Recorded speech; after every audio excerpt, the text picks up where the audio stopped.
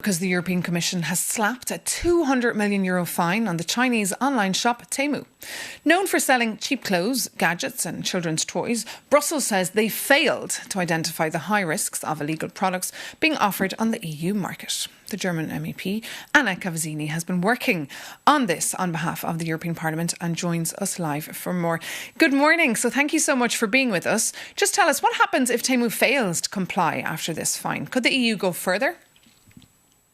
Yes, let me first say good morning, and I'm happy and welcoming that the European Commission is finally following through on the basis of the Digital Services Act, because we have a problem. We have a problem in the European Union with so many unsafe products, products that are not complying to our standards, which are also, of course, not only harming the consumers, but also creating a problem for companies that are complying. So that the Commission follows through is very, very important. And to your question, it is, of course, important that the company complies. So I think the ultimate goal is that they comply. But of course, if they're not showing a path forward, then the Commission can go further. And what are the risks to European consumers? Many that they don't even realise are out there.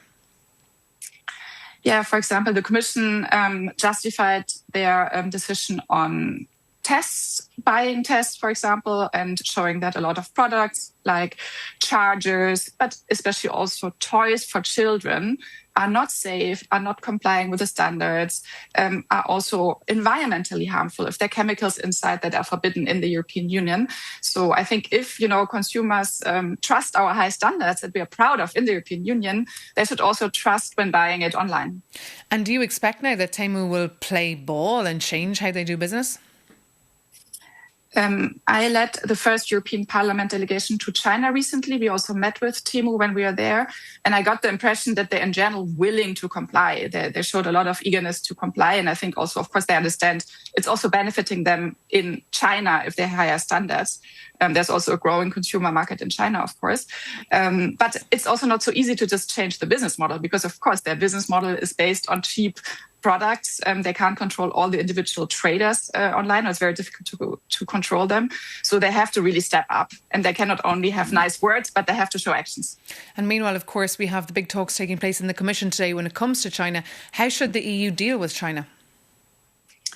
I think there is a structural problem with unfair competition with products coming from China. It's not only the classical e-commerce products that we're just talking about, but of course also industrial products.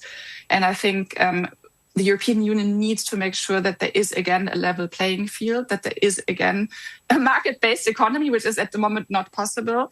We are losing so many industrial jobs. You mentioned it before, especially also in Germany. So I think the European Union needs to toughen up, and that contains the Industrial Accelerator Act, that contains Made in Europe provisions. But we also need to find a short-term solution for this surge of imports. So I think the Commission needs to put some more safeguards in place.